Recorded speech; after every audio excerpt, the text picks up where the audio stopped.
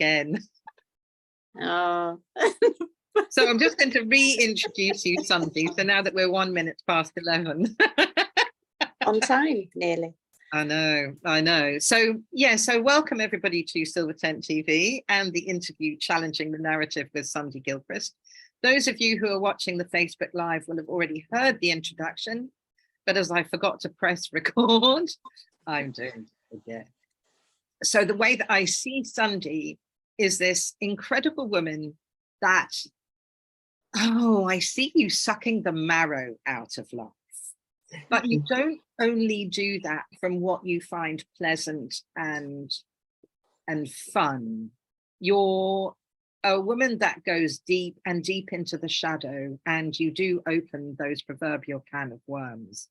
And I'd have to take my hat off to you. Like, I tend to try and leave them somewhere quietly, unnoticed. But you don't. You're just like a child, that, you know, vivacious, exuberant energy.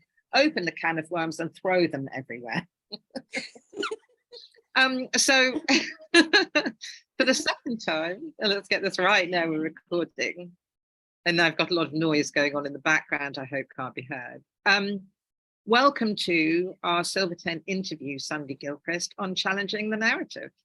Thank you very much. It's an absolute pleasure to be here. Yeah.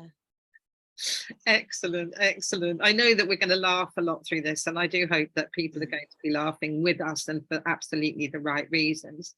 Now, I think my first question has to be around challenging the narrative, because it seems that that's such a natural, innate part of you to do. And I really wondered if you could tell us a little bit about your passion for that and where you think that's come from. I'd be delighted to.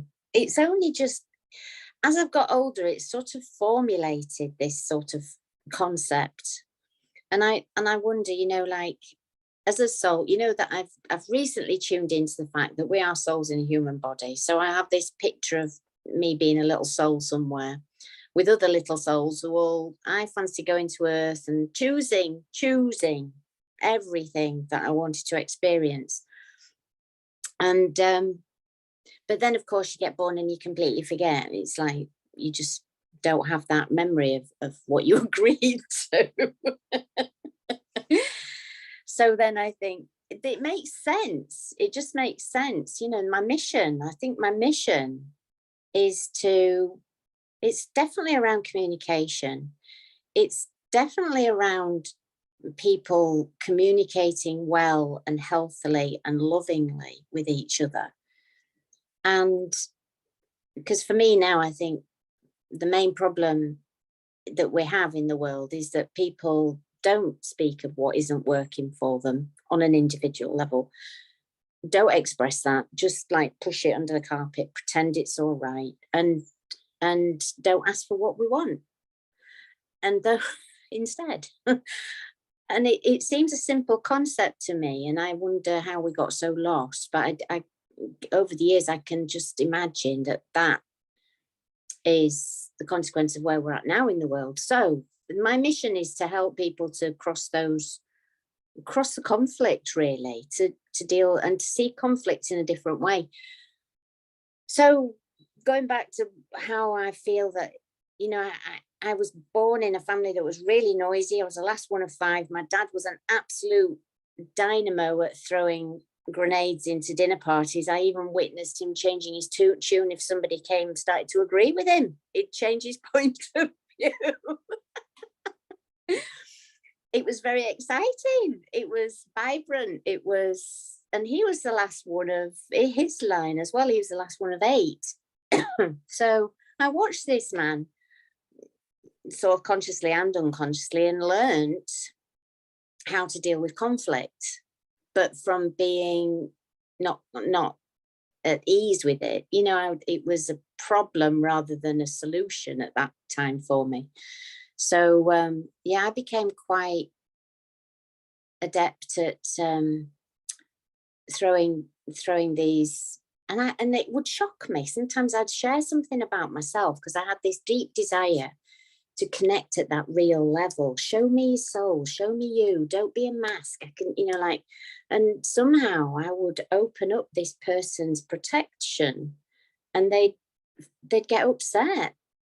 And it shocked me. But sometimes, as we were saying earlier, it was like, oh, this is interesting. And so I'd poke into the gap of their pain and stir it even more. And, and that was when I was young and maybe a bit older as well. And I can see that I still have that temptation to do it. But I realised that it's deeply unkind. And it didn't feel good to be unkind. So this is a very long answer to your question, but the other thing I want to add in here, that as a young child and as a young adult, I didn't have much kindness in my toolkit. And when I learned that, it was quite a shock. In fact, it was very upsetting to learn that actually, do you know what? I'm not a particularly kind, thoughtful, considered of other people's feelings or situations. I was quite very egotistical in that sense. It was all about me. And over the years, I've gathered the tools of kindness and consideration and gaffer tape. Sometimes gaffer tape even in here. Let's not go down there. And so now I think, and thanks to my dad, I've got the skills of being able to hold myself in difficult conversations. And I'm gradually learning how to enhance my own communication skills and start to facilitate others in their quandaries around communication. Because most of you, Franny, that my experience of being a strange parent, my children not speaking to me, and that there's a whole swathe of us out there who experience that, and that is the community that I serve. And to be able to use all my skills in that community, all of them, is, like helping people to feel triggered so that then they, oh yeah, I have something here to work on, and so the value of being triggered and somebody throwing a grenade into your world, and hopefully my grenades are a little bit more butterflies than bombs now, It's so fascinating because, as you were sharing that, and I was thinking, well, we seem to be like poles apart in the way that we approach life. Like I tend to tread far more carefully, but actually what's springing to mind is that I certainly didn't with my mum. I don't mean that I was particularly aggressive, and I didn't quite lob grenades in with the ebullience that you have done.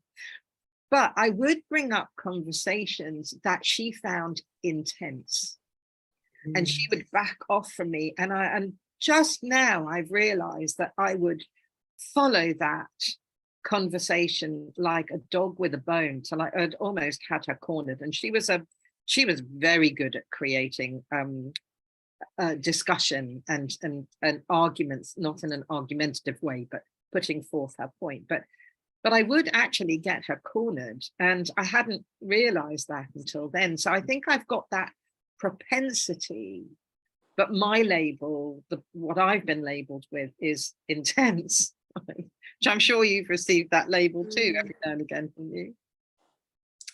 I don't know if I have heard somebody say very intense. But I suppose I can recognize what you're saying. I've felt that intense. It's like, this is really important and I don't want to let it go. And that can be really difficult for the person that you live with or the person that you're having a conversation with. And, there's so many skills that I've learned and so many attributes that I've let go of. They're still in the tin. They're still there if I need them. I can't think of one off the top of my head, but I know that I could save my own life. Let's put it that way. That if something really isn't right, I won't do it. Even if I've got huge amounts of pressure on me to do it, to comply, if it doesn't feel right. As a recent example of, and it's so new, it's still, can we go there? The last 3 years and the conversations that we've had around what we should take into our bodies, which I very much had I'm not doing that. And then when it became more pushy, I think, well, why are you pushing it? And so that built up even more. No, I'm not doing it. And in the past, I would have like been very dramatic, very caused attention to myself. And now I've learned that if I just say a quiet no, and also I think age helps, that, you sort of get ignored a little bit. And sometimes that's good. But just sort of stay under the radar. It doesn't really attract a lot of pushback on me. So, yeah, intense. It's an interesting word. I remember once me sharing, I hope this is okay for me to share. But I said that I'd use my body as a hammer. And you said, do you remember what your reply was? I don't remember saying it, but I remember you sharing it at some point. And you went, you should know who said this. Not really? And you said, yeah, it was you. So I don't remember. No, I don't remember.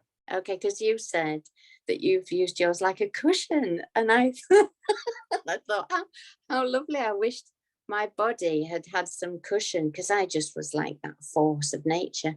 And what you said about me being childlike, it does really feel like that. I've managed, when you do your circles, I have no problem getting in touch with my childlike curiosity. She's straight there. What's this? What we're looking at? That sort of, how does this work? What happens if I do this or say that? It's an experiment. I suppose in a way it's a bit scientific, isn't it? It's like I'm forever looking to see what the outcome will be.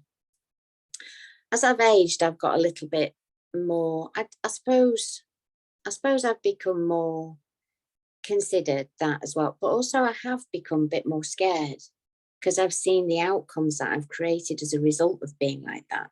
And it definitely hasn't served me. I can see that I've created disruptions that didn't need to be poked at in the way that I did. The stick was wrong. I needed a new piece of equipment. So like, if you look at who you were, like, how many years ago do you feel that you were like a real grenade lobber compared to who you are now? Like, what is that journey? How long has that taken, and how different do you think you are? Yeah, I think in my 40s, when I started to have the bigger awakenings, and it definitely has been an awakening. And it's like Richard Rohr written a really good book called Upside Down or something like that. I don't know.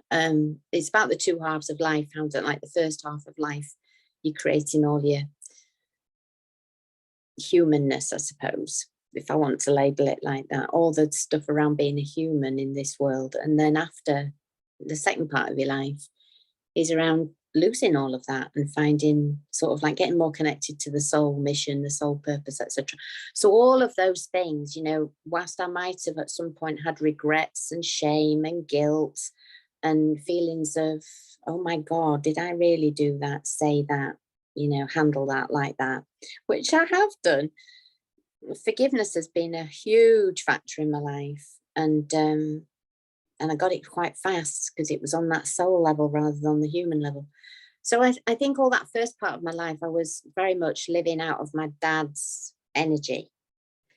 And then I had a few breakdowns in my 40s, and I went into my mum's energy. This is how I see it anyway, which was very passive, quite martyrish, not much voice. Sorry, Mum. Wow, I can't imagine you being like that at all. Over apologetic, creepy, like this. It was my children leaving, begging, pleading, all of that. And so I got to feel those polarities. And then I've moved out of that into more of okay, so those skills are useful here, those skills are useful here, knowing when to pick and choose them. And yeah, like I say, the forgiveness thing has been massive. So since the 40s, since my 40s, that's when I've started to unpick myself. I was pretty hard on myself for quite some time, and didn't have much self-love going on, and quite a lot of throwing my own grenades at myself, really. Yes, yeah. I can absolutely imagine that. And you know what's interesting that's coming through is this sense that I have of you from what you're saying, of being able to like catalogue what you've learned, what the skills are, and that you have them. And I'm thinking, I'm not sure I have any of that awareness of me. Maybe if I dig in during a conversation, but I feel like you've got this kind of archive or this library of your understanding of yourself, and you can go, oh yeah, that came there, and then that came there, and I've got this that I can call on. And you know, so even though there's this like kind of childlike almost a sense of randomness, almost, you know, I'll hear you say, I'm interested in this subject and this subject and this subject, and it's like, wow, does your brain never stop? It's like, it just seems like you know, you want to expand your repertoire all the time, whereas I tend to be more focused on kind of one thing at a time. But I am getting alongside that like childlike explosive kind of energy is that you've got this very ordered and organized aspect of yourself. Does that make sense? Yeah, let me tell you what I attribute that to. So from a very young age, I was working on a farm and multitasking massively, milking cows, doing what I needed to do around that, which was a very complex job. Whilst the bath in the yard was filling with water, remember to turn the tap off. Massive, and having to respond like a cow would. One horrible event that's instantly sprung to mind was all of a sudden this cow just had this like hissy fit and dropped dead whilst I was milking. You know, so I had to cope with things like that. You know, go ring the person that comes to take it away. You know, there was always some sort of drama, catastrophe, accident waiting to happen. So I got really good at juggling many different things. And I think now, you know, and organized, nobody was organized. I had to organize myself. I had to look after my body myself. I had to wear everything that I could put. The only bit of me when I was working was my face that was out. The rest of it was covered in stuff, so I didn't smell. I didn't get covered in shit. It was an amazing childhood. It was so educational. My dad would send me up ladders to mend roofs, give me jobs that were totally out of, I think, most parents' frame of should she be doing that. And how old were you when you were climbing ladders? And under 10, 8, you know, oh, and wow. really young. And I was up at 4 milking cows, went to school, came back, milked cows. I never did any homework at school. I was working. And that's not unusual. You know, in those days, it was the 60s. And I just see that my childhood blessed me, and my dad and all my siblings and my children have just blessed me on this journey, because they've been the material that I've used unconsciously as stepping stones to finding who I am and getting in touch with my purpose and my mission and my self-love and loving everybody and being this thing that I want to be, which is love on legs. And still, whilst I'm helping people to also see their potential, you know, and I have got this particular way of doing it. And recently I've given myself permission that actually my thread in the cardigan of life, my bit of the puzzle, is mine to use. Whereas I don't have to model it on anybody else. I have to find my own little bit that contributes to the bigger thing. It makes me feel really emotional, this, because I realise that I am part of this thing that is evolving into connection. And I just love the fact that we're all individual and unique. You know, we are separate and yet we're so connected. And it's the separateness that enhances the connection and vice versa. And without all that past history, I might not have got, well, maybe I did. I'm brave to look under the covers. You know, I want to know, who am I? Why am I here? What's my purpose? Yeah, how much exactly. can I do whilst I'm looking after myself and not burning out? You know, I have got a huge capacity, and I'm thinking of that lady who was a poet who recently died, and she'd said, I've got an enormous appetite for life. I've eaten my fill. I've had a banquet. And she said, and I think the things that are going to eat me will find me delicious. Do you remember that? I do. I don't remember who it was or It is. was a lovely lady who said that she had lung cancer, and I just thought, this is it. This is it. You know, I want to go out absolutely used up. All that I can see to give and offer and do and be is done. And yeah, it just feels that is fulfilling. I want to feel fulfilled, you know, and I think my mum, bless her, I think my mum's energy and my mum's life has driven. She's been my, and I'm sure that they're both here. Come on, Sunny, come on. Yeah, absolutely. I mean, you know, you've been hosting some of the Silver Tent TV shows. You've participated in some of the panels as opposed to being a host, and regularly you're sending like, how about this conversation? How about this conversation? And I'm really blown away by this. It is that sense of eating life and getting the most of it, and how your inquisitive nature just never gets diminished. And you know, a part of the Silver Tent, or you know, one of the main thrusts of the Silver Tent, as you know, is this working on the principle that women over 50, 60, 70, 80, 90 and beyond have wisdom worth sharing, that we're not just valid and valuable in our role, but I'm beginning to really sense that we're vital, that our wisdom, our understanding, our knowledge is vital. And I wonder how you feel. I mean, you've told us quite a bit about the journey from how you showed up in the world to how you show up now, and how different that is, and your interest in exploring who you are. But maybe you could tell us a little bit about the post, well, I don't know if you are postmenopausal actually, but you know, this later point, like, yeah, how do you see that whole concept of wisdom sharing? Yeah, I feel myself to be a fledgling crone. I have various things around me that indicate this. I have an altar.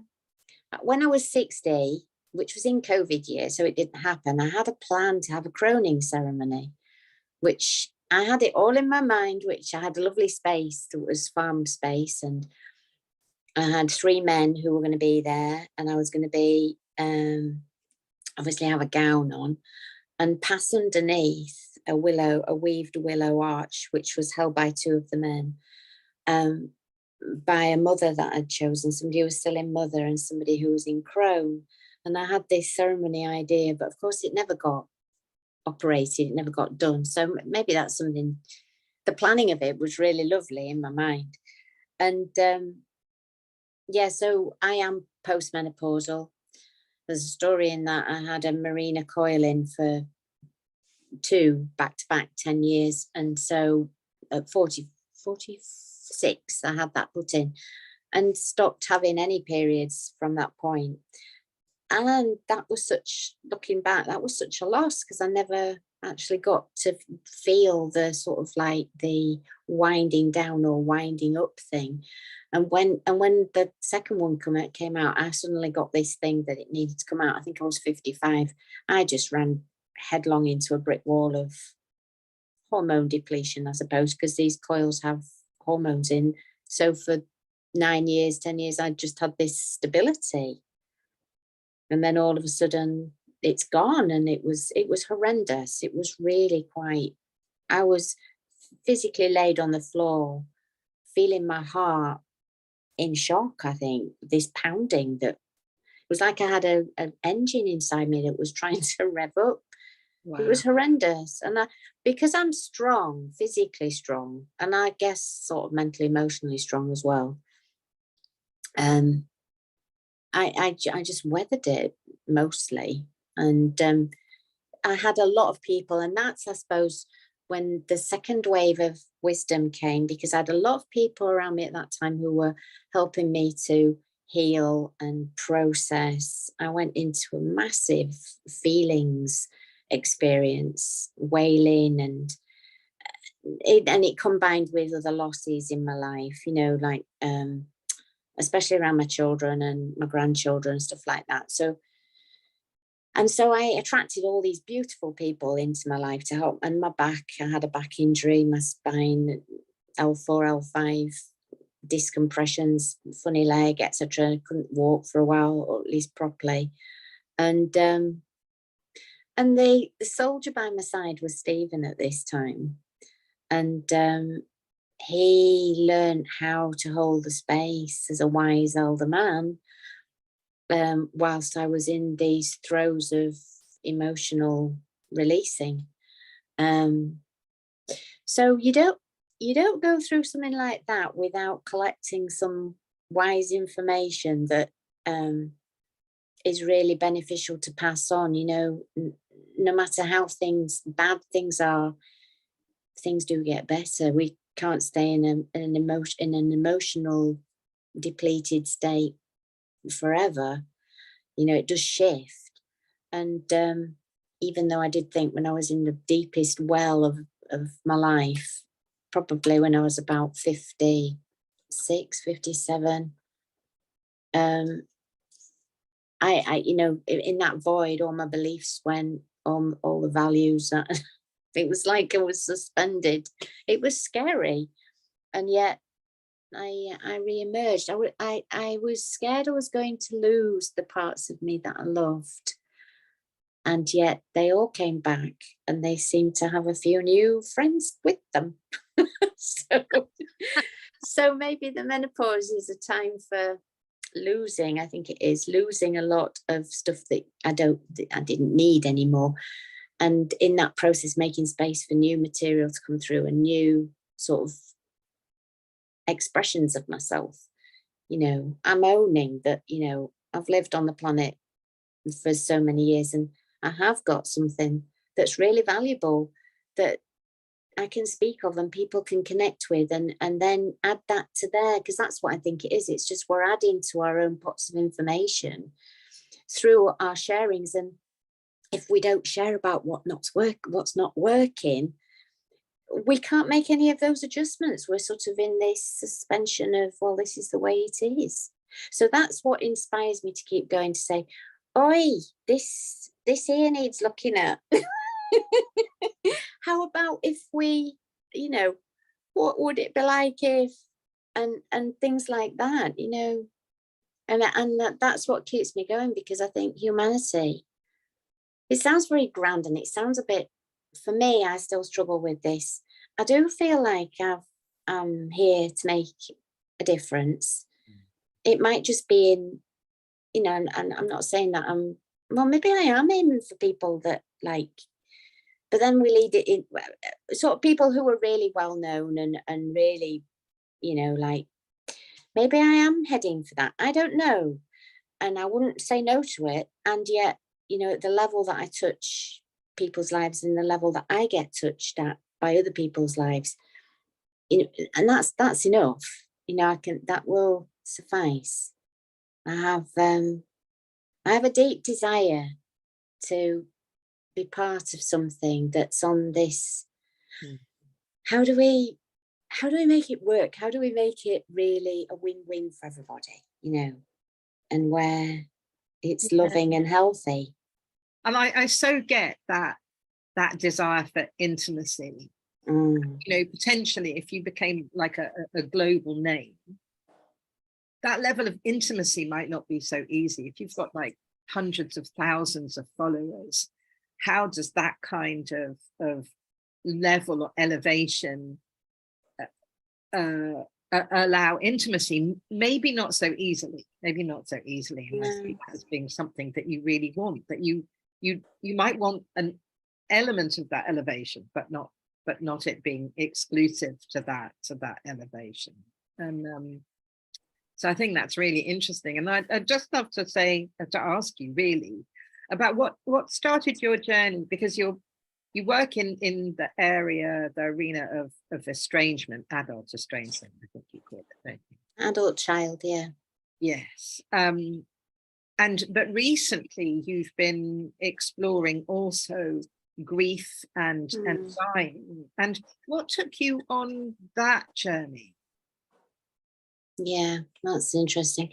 I think for me, I've got like 3 strands: grief, communication, creativity. I just love those 3 strands, like letting go, doing the middle bit, and then, oh, what's next? So, so the grief journey, it came around as another Silver Tent member, Synergy member, Rose Diamond, and somehow finding her work, interestingly, in the lockdown, alongside the other creativity work with William Whitecloud, and jumping on those sort of trainings and explores online. And I recognize that the grief thing is massive. You know, it's like, and we did the Silver Tent with Tanya the other day. And I think that was a doorway to, I can't remember what the deeper healing, doorway to yeah. deeper healing. Well, and it is, because, you know, grief is so, it's got a funny thing about it that, you know, it's loads of concepts that are probably outdated and very old. And so bringing in the more, and I suppose I do, in terms of who I am, I do use that sort of shock factor, because that's what I learned from my dad. I'm blaming him. That, you know, it does get that woof fact, you know, that woof feeling for some people. And but it's interesting that you can just say the word death, or say the word dying, or they've died, and that triggers people. And it's a bit like, my thoughts are that we've become, recently, people seem to be becoming more and more sensitive. And I think that's the way, the trajectory we had to go, because we were also, I'm speaking very general, so it doesn't apply to everybody, I understand that. So apologies if this sort of doesn't fit your frame. You know, like the war and stiff upper lip, especially in the Brit world, you know, we were like so stoic. You know, there was no sort of like, everything was done privately, hidden away, you know, keep smiling, you know, and all those flipping wartime songs that didn't address anybody's loss. And then you're made to feel wrong if you start to fall apart. I'm very good at crying in public now. And saying I'm having a rough day and acknowledging it, because I just see so many people walking around with massive hurts, and we've all got this mask and you can't get in, there's no intimacy, you know, it's like, show me your real. Really, I think if we all were to, and we can't all fall apart at the same time, obviously, because we'd just be this massive puddle, you know. But we came near to it when Princess Diana died. You know, and again with Sinead O'Connor, you know, it's like this mourning, and it's like, for all the unprocessed grief of our ancestors, and it'll find a tiny little hole, or a big hole, and it'll come roaring out of us, you know, and I think that's the way it's supposed to be, because I realised that all that suppression probably created my bad back, you know. I think any illness is a result of emotional repression, suppression, and we don't learn from a young age, we don't learn how to grieve well. And that, you know, that's another thing that should be on the curriculum, how to grieve well, how to process your feelings well. Yeah. So it just, and with my own loss, which was, there's something about not being spoken to by your adult child, being banished, that is, it's the most, profound and difficult experience. And you know, I've seen women who've gone quite shocked when, you know, tell them that my children don't speak to me, and they sort of running it through their own life, and the horror that that brings up, because to not have contact and with your grandchildren. And the thing is, it's one of those griefs that carries a lot of shame. A lot of parents think, what have I done wrong? How could I fix this? You know, how could I give birth to people who would do this to me? You know, all that sort of thing. And it's not talked about. And there was very few books when it first arrived in my life. There was very few books, very few people who were talking about it. I didn't even know what the word was, how to define it. You know, it was, and then slowly I've learned, and that is where I've gathered a lot of wisdom around communication, grief, in answer to your first question, you know. And then this third stepping stone, it's how do we make lemons? If life gives you lemons, how do you make lemonade? You know, it's that sort of thing. And I thought, okay, so here we go. In 2016, I just put a post on Facebook and said that I'd had a bereavement and it wasn't through a death, and then explained. And a bundle of people jumped onto that post. And so then I opened a group, and then it became a Facebook community and a service that I offer. And I love it when people, oh, I'd not thought of it like that. Because I come in with those different points of view and different, through my own experience and through my own readings and explorings. It's like, you're right, you know, I do get, you know, it's like I'm like this all the time. Where's the next level? Where's the next level? You know? Yeah. It's you know, it's so fascinating, because I'd never heard of adult children estrangement. I didn't know it existed. I got really close at one point of cutting my parents off. But my mum did such an amazing job groveling. And it's not in my nature, and she arrested it. But for at some point they'd overstepped a mark. Just, it was not an ongoing thing, but I could feel what it felt like to not want to talk to them. And but I didn't know that happened. And one of the things that I find with the Silver Tent and with hanging out with such amazing women over 50, 60, 70 and beyond, is how much I learn. And one of the things that I'm discovering about the Silver Tent, particularly the panel discussions that we have, but also these interviews, is I discover that I'm not alone in certain ways that I think or feel or experience life. And how amazing that is. If we don't talk to people, and if we don't share what's going on for us, we can easily think we're the only people on the entire planet that are having that experience or feeling that way. And then that creates such a sense of isolation.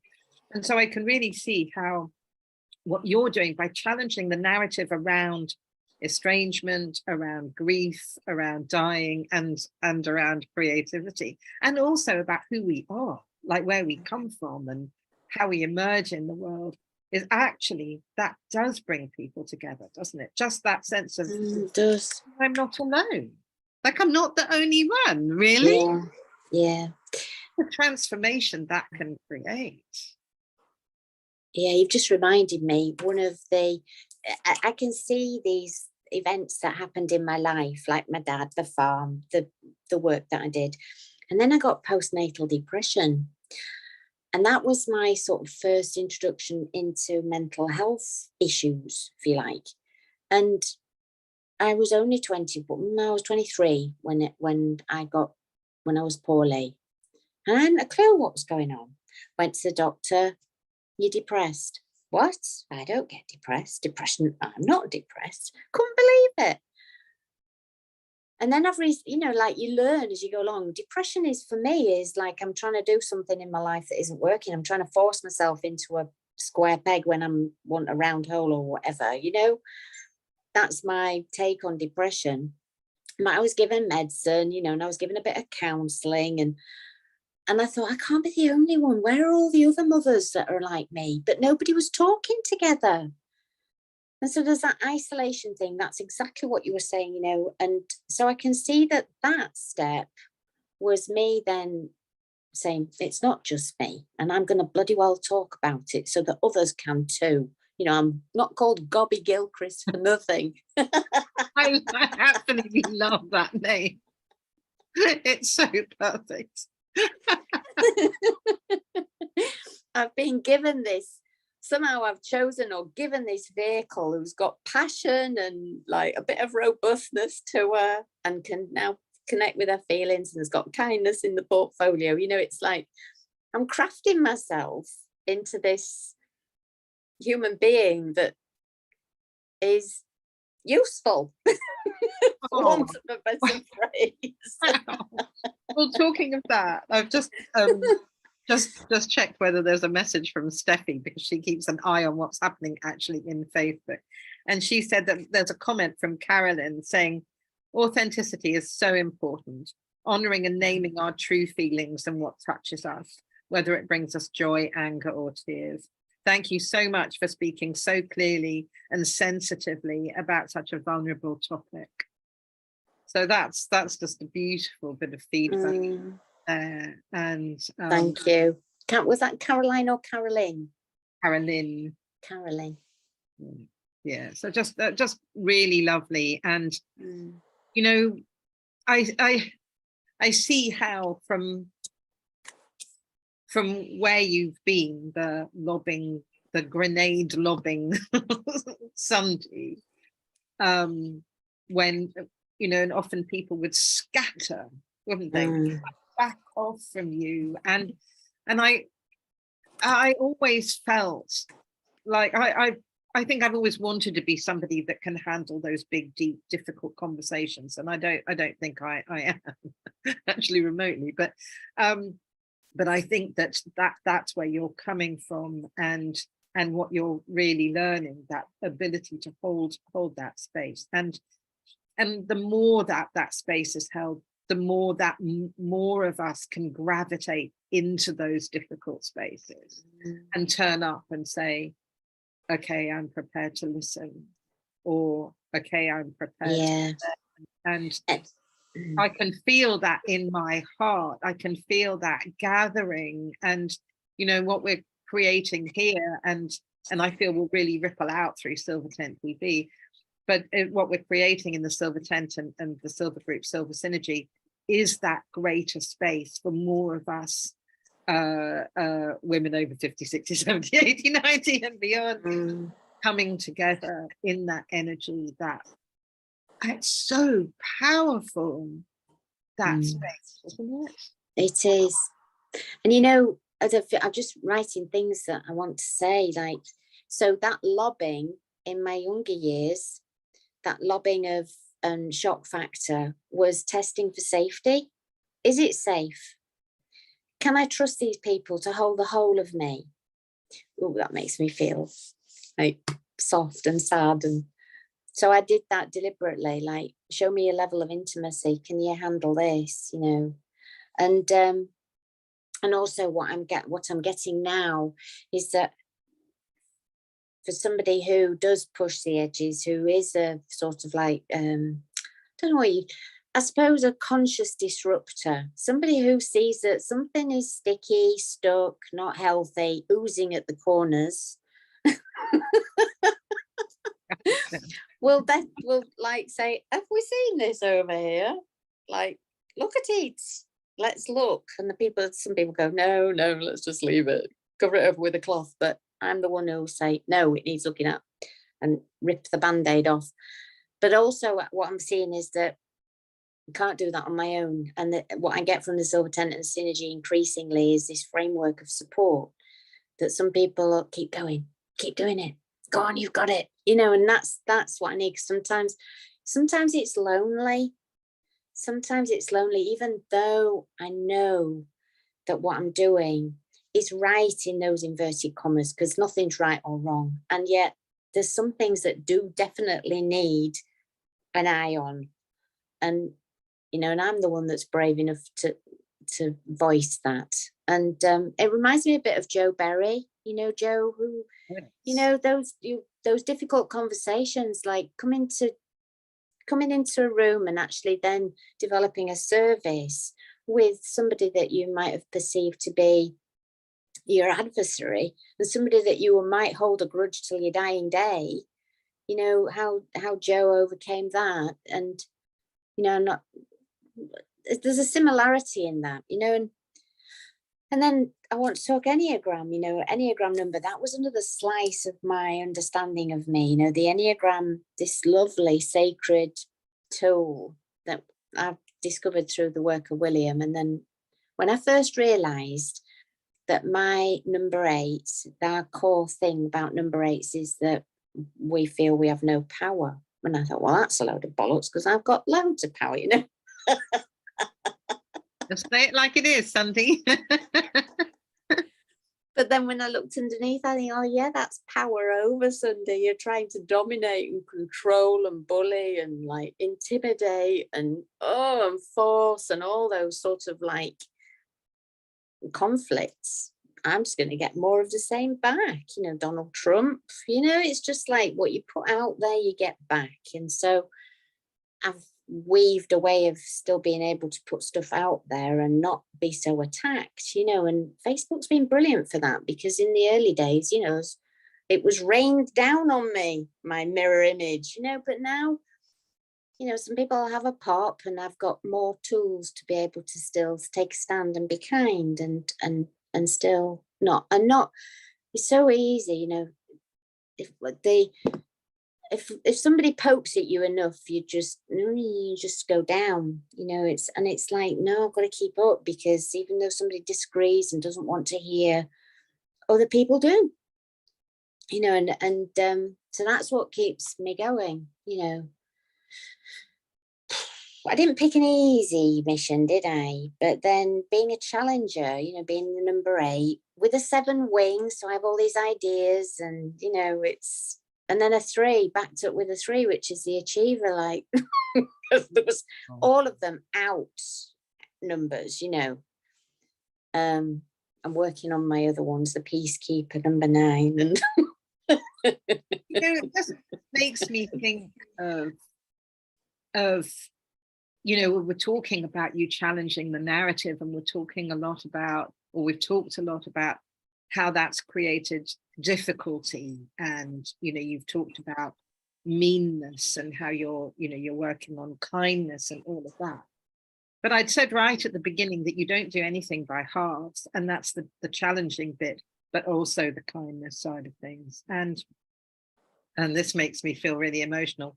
You are such a big-hearted woman.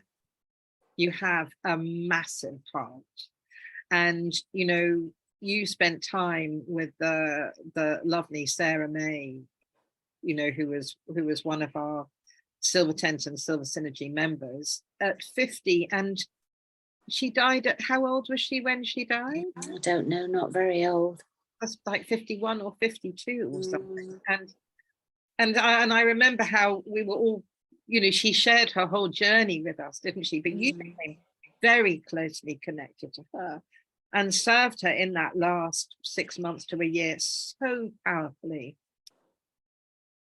And I share that story, you know, not just about you, but the group of women that congregated around her, and what they did for Sarah in those last few months. And it's like, how can I not love you for doing that, for supporting someone and showing up like that? It's like, if ever I'm in difficulty, I want you on my side, because you might piss people off or have, but wow, what you wield in terms of compassion and support and love is just awesome. Just thought I'd share. Oh, I'm just receiving that in. Thank you. Yeah. Maybe you can share a little bit about that side of you, that compassionate, empathic. Yeah.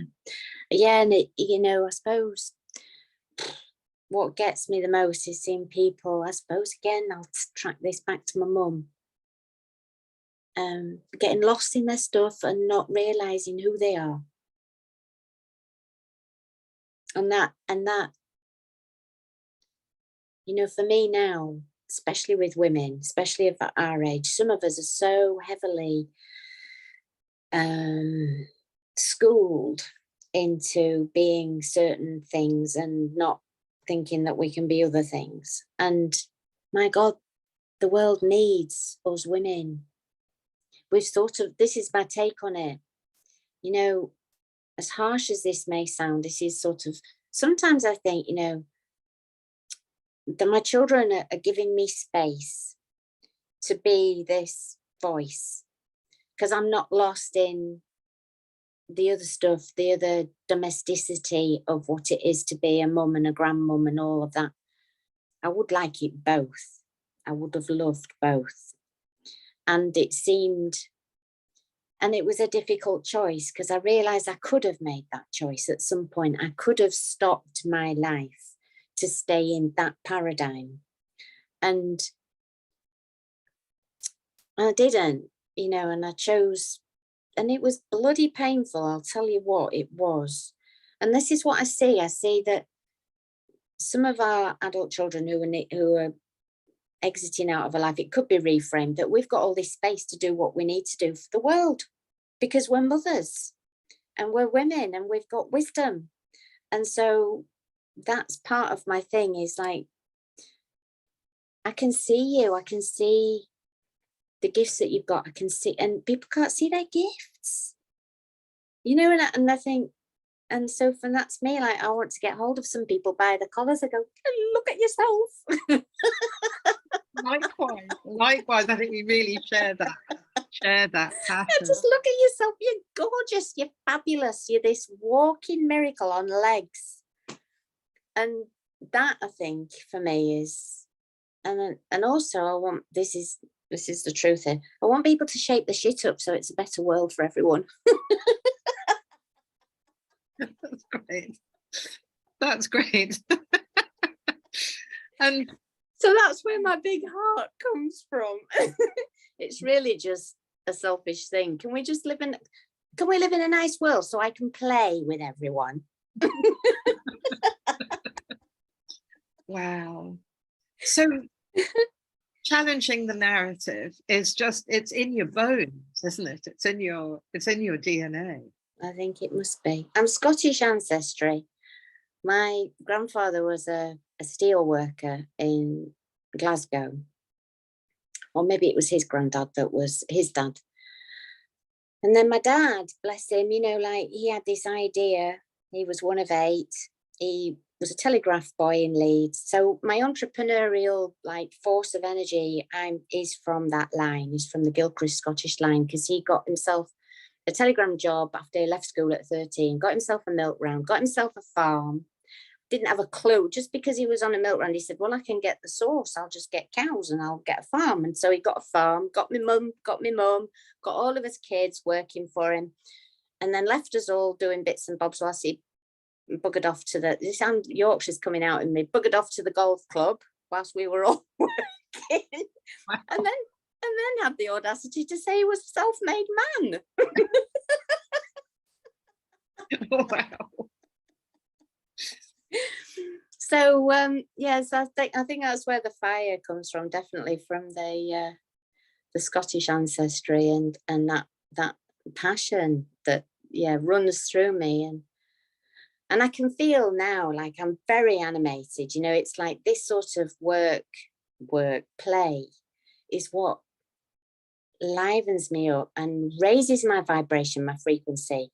And I'll probably go do something really lovely after this call, that, you know, just in the town that I live in, just speaking to people and having fun with them and connecting with them in that way, you know, where I'm not seeing people as strangers. I'm seeing people as just fellow travelers in this funny thing called life. I think somebody coined it once, didn't they? Friends you haven't met yet. Yeah. So for anyone that's watching that is that feels like they've lost a sense of themselves, particularly those watching who maybe are menopausal or postmenopausal and just feeling, just not having that real sense of self. What kind of message would you want to share with them right now? That's a very good question.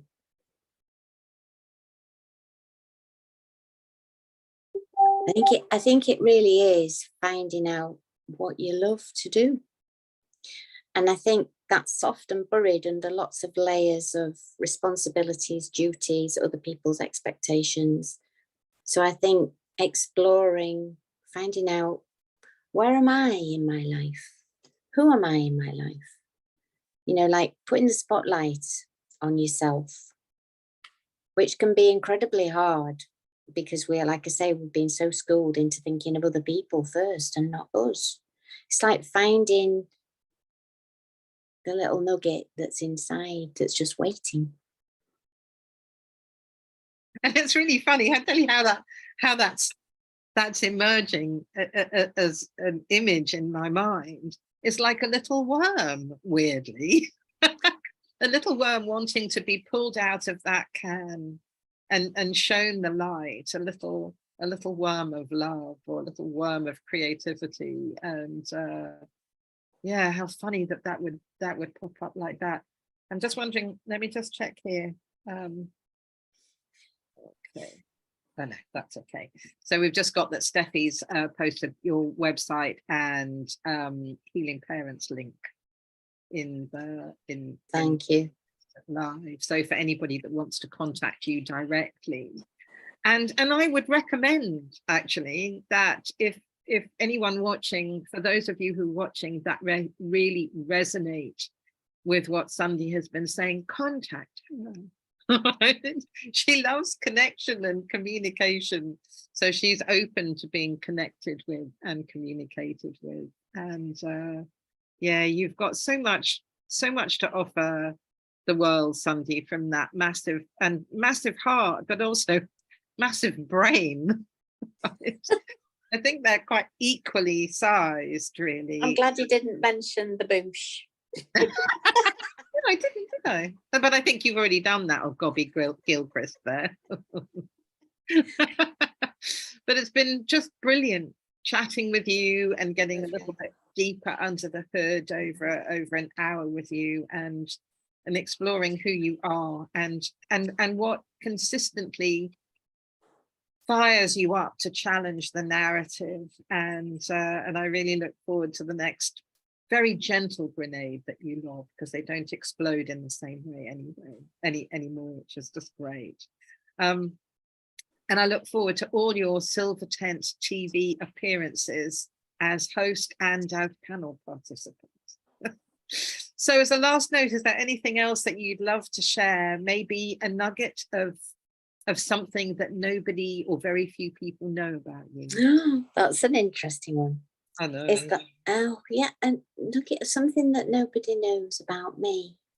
I don't know. Would it be that, or would it be just a piece of wisdom? I think I gave it in that, you know. Okay, it's, if you're not already, be curious about you.